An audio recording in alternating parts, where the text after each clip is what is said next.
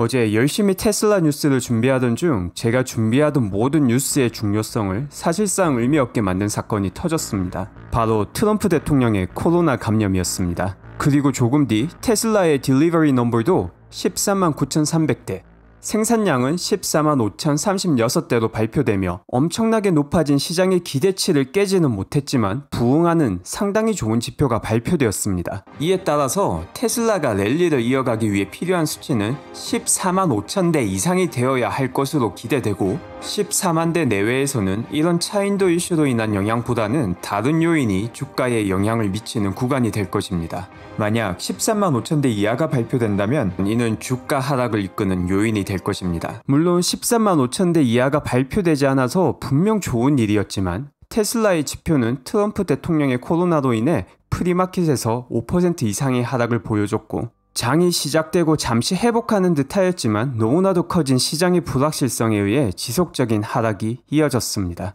그리고 방금 들어온 트럼프 대통령이 헬기를 통해 병원에 입원하며 부통령에게 권력을 일시적으로 이양했다는 소식은 선물 시장의 지수 하락과 함께 테슬라의 장애가를 다시 한번 끌어내렸습니다. 외신에서는 트럼프 대통령의 코로나 감염과 관련해서 세계가 uncharted territory에 들어섰다는 표현을 많이 씁니다. 이건 말 그대로 차트, 즉 과거에 기록된 적이 없는 영역에 들어섰다는 의미죠. 사실상 이 표현 속에 이번 사태의 핵심이 다 담겨져 있습니다. 한 번도 경험해보지 못한 불확실성이 시장에 등장한 것입니다. 코로나 바이러스는 지금까지 두 가지 측면에서 시장에 영향을 줬다고 생각됩니다. 첫째는 실질적인 피해로 인한 경제활동의 수축이며 둘째는 심리적 불안감으로 인한 추가적인 경제활동의 악영향이었습니다. 그리고 트럼프 대통령은 그동안 이 두 번째 측면인 심리적인 패닉이 발생하지 않게 하기 위한 여러 가지 발언과 조치를 취하였습니다. 하지만 트럼프 대통령 본인이 바이러스에 감염되었으며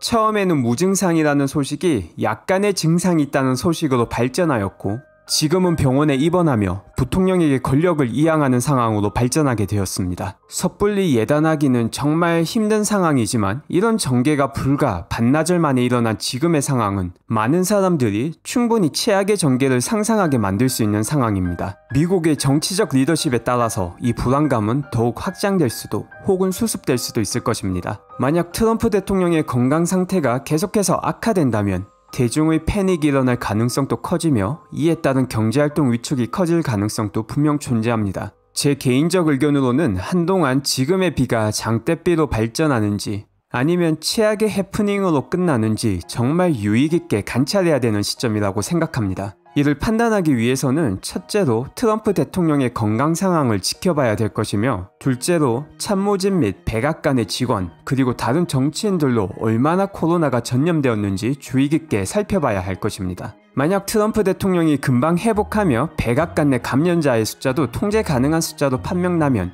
이번 사건은 비교적 빠르게 수습이 될 것이지만 이 반대의 상황은 코로나로 인한 실질적인 경제 위축과 심리적 위축이 함께 커질 가능성이 높아 보입니다. 현재 트럼프 대통령과 함께 대선 토론을 한 조 바이든 부통령의 감염도 염려가 되던 상황이었지만 검사 결과 음성이 나왔다는 소식이 전해지고 있습니다. 하지만 코로나의 잠복기가 2주까지 나오는 경우가 있다는 사실을 생각하면 이 정보도 앞으로 2주 가까이 더 지켜봐야 확실한 음성인지 판단이 될 것으로 보입니다. 지금 당장 그리고 한동안은 미국 대통령의 코로나 확진이라는 초대형 악재를 맞이하여 시장은 악재에는 민감하고 호재에는 둔감한 움직임을 볼 가능성이 높습니다. 하지만 이전의 모든 악재가 그러하였듯 이 문제가 해결되면 다시금 시장의 초점은 펀더멘탈로 옮겨갈 것이고 탄탄한 펀더멘탈을 가진 기업은 더욱 빠른 주가 회복을 보여줄 것입니다. 결국은 이 악재의 끝이 단기에 올지 중기에 올지 아니면 꽤나 시간이 지난 뒤에 올지에 대한 현명한 판단이 중요해지는 시점입니다. 이와 함께 이 악재가 투자하고 계시는 기업의 펀더멘탈에 악영향을 주는지 시간이 지날수록 펀더멘탈에 주는 영향의 방향과 강도가 바뀌는지도 주의 깊게 살펴봐야 할 것입니다.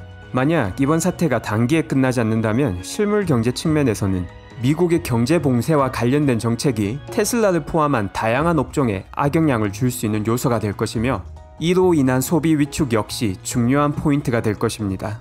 이와 함께 심리적 패닉으로 인한 사회적 동요로 인한 경제에 부정적인 사건이 발생하는지도 중요한 관측 포인트가 될 것입니다. 이런 부정적 영향을 상쇄하는 요소는 부양책이 될 것입니다. 부양책의 내용과 규모에 따라서 위의 부정적인 요소를 부분 혹은 상당 부분 해소할 가능성도 존재합니다. 물론 이는 아직 일어나지 않은 일이며 이번 사태가 얼마나 지속될지 지금 시점에서 예단하는 것은 정확도가 상당히 낮은 일입니다. 현재 우리가 할 수 있는 일은 이번 사태가 단기로 끝날 때, 중기로 끝날 때, 장기가 될 때의 시나리오를 모두 고려하며 실제 발생하는 일들을 기반으로 어떤 시나리오가 펼쳐질 가능성이 높은지 발빠른 판단을 하는 것입니다. 각 시나리오별 투자의 결정은 본인이 가진 포트폴리오의 형태에 따라서 바뀌게 될 것입니다. 만일 현금 비중이 높은 포트폴리오를 가지신 분이라면 이번 사태가 장기화되어 주가가 하락한다면 오히려 투자의 기회가 되겠지만 현금 비중이 낮으신 분들에게 사태 장기화는 큰 어려움이 될 것입니다. 이는 하나의 예일 뿐이지 실제 지금의 사태가 장기화될 가능성이 높다고 판단할 근거는 많이 없습니다. 한동안은 이번 사태의 추이를 살피며 이와 관련된 중요 뉴스를 다루게 될 것 같습니다. 이와 함께 트럼프 대통령의 코로나 문제가 해결되고 다시금 테슬라의 펀더멘탈이 주목을 받을 때 이를 적절히 평가하는 데 도움이 될 수 있는 뉴스들도 함께 다루도록 하겠습니다. 모쪼록 이번 사태가 조기에 잘 해결되었으면 좋겠고 우리 모두가 코로나를 걱정할 필요가 없는 세상이 다시 빨리 찾아왔으면 좋겠습니다. 감사합니다.